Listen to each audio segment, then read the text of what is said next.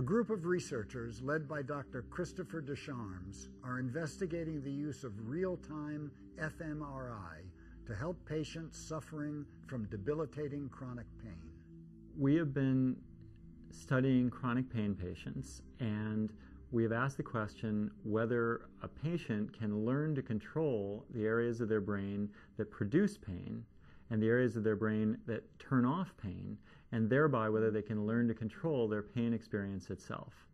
So the way that we do that is that we present the patients with images, with ongoing video, live video from inside their own brain, as it were, and we ask whether they can learn to control the processes in their own brain that make the pain go up and make the pain go down. And if they can, we hope that they're going to be able to control their pain itself. Dr. Deschamps and his team are developing a new strategy called neuroimaging therapy that attempts to accomplish this task. Neuroimaging therapy is the approach of measuring the brain's activation in real time, live action, second by second, and presenting that information to a person or a patient so that they can try to learn how to control and understand their own brain activation. Watching the brain activation allowed the researchers and the patients to gain insight into what mental strategies could be used by that individual to control their pain.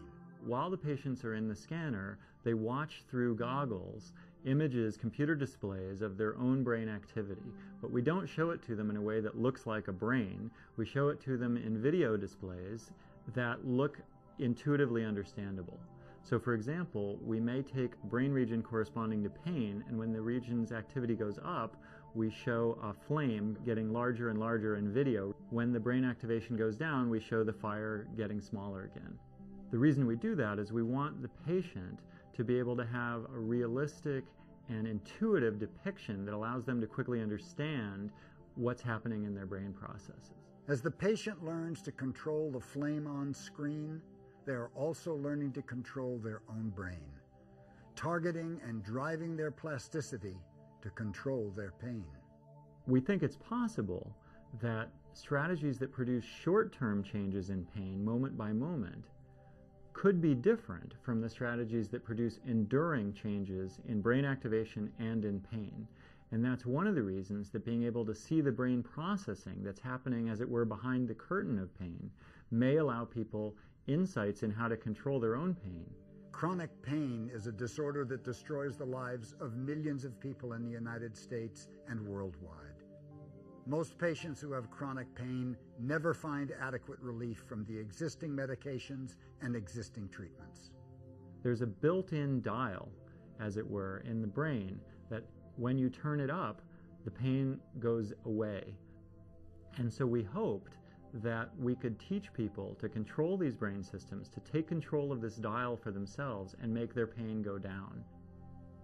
One of the key aspects of plasticity is that activation in the brain that's repeated again and again and again produces enduring change. You can use the metaphor of a river carving through a valley till you get a deeper and deeper valley and eventually a canyon.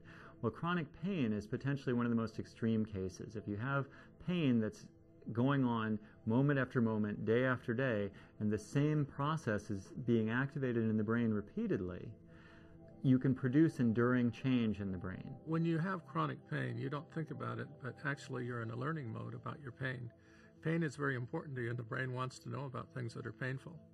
The more important it is to you, the more you learn about it and you grow it.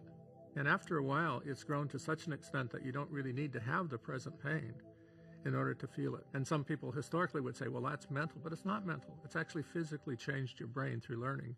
You've learned to feel continuous pain. One of the things that's very challenging for many pain patients is they say, my family doesn't believe me. My physician may not believe me. I'm not even sure I believe myself because I've had this experience of pain for so long, but there's no physical manifestation that anyone can see.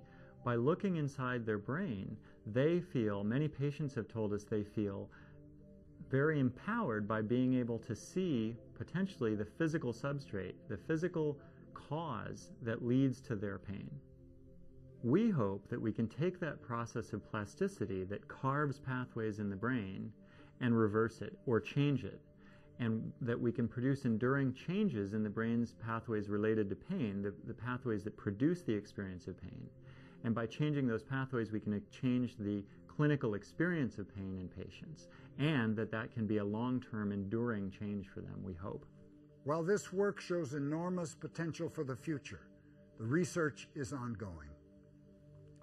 Dr. Descharmes and his researchers are at the forefront of neuroimaging therapy that may one day answer some of our most pressing questions about the intersection of brain and mind.